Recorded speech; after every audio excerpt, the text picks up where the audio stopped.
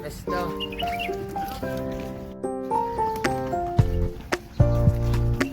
Saan ka punta? To the moon.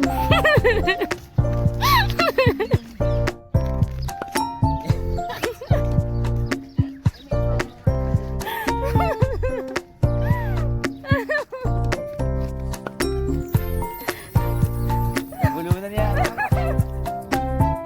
At dahil off naming lahat, namasyal ulit kami sa Mamser Park para mag-aliw, mag-relax at mag-alis ng aming mga pagod sa trabaho. At dahil sa namiss namin ang mag-ihaw, pinagplanuhan na rin namin na dito na kami magtatanghalian.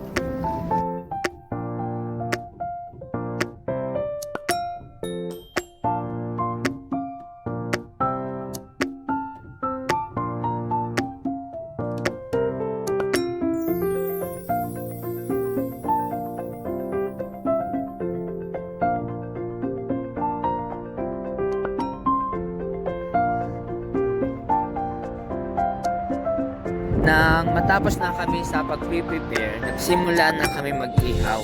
Nagdala kami ng marinated na chicken legs, lempo at hotdog. Ito pala si Maisel, feel na feel ang winter at naka-jacket pa. At si Mami na sitting pretty na nasa panig.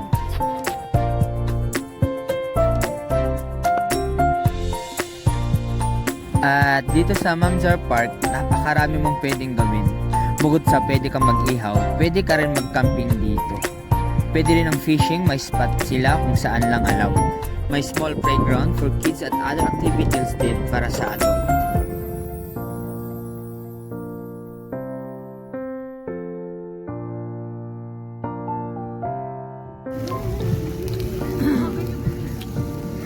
Maaga tayo, alas 9.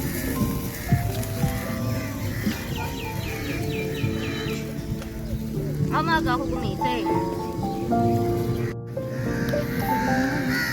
Dumami yata uling mo, may laba. Dumami yata yung uling ka ko. Grabe ka sa Tingnan niya.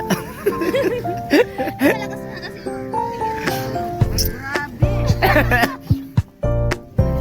Parang pag kinain niya, lasang-lasang yung bait niya. Rito yun naman. Papaitan niya ito. Rito yan. Lasang pay yan ha. Eh, malakas nga kasi ang uling. Gamitin niya yung ato bago naging Yan, si Maisel. Tamang hanap ng angle para sa Instagram at Facebook story niya. Yon, push mo yan, Maisel. Si Mami naman, nagsimula na mag-prepare ng food para makakain na kami. Finally, tapos na kami mag-ihaw. Kainan time. Let's go! At dahil Sunday, ang sabay-sabay naming off, grinab namin yung opportunity para makapag-banding. Magsaya dahil pagkatapos nito, back to reality na ulit. Work is life na ulit. First time lang namin apat na lumabas ng ganito kaya ine-enjoy na lang namin yung moment kahit simple na ganitong kaganapan lang. Di naman kailangan ng bonggahan. Ang importante lang masaya, di ba?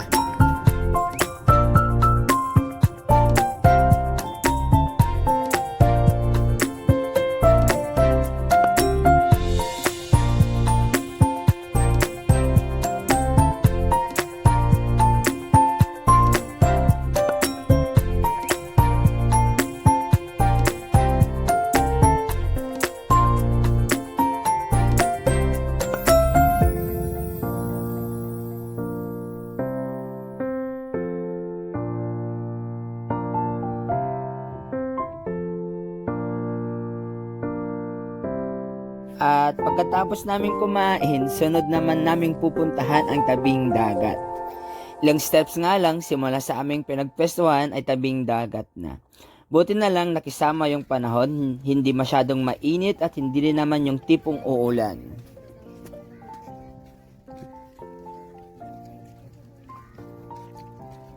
At dito naman sa aking kaliwa ay may maliit na zipline for adults at sa kanan naman ay may small playgrounds para sa mga bagets.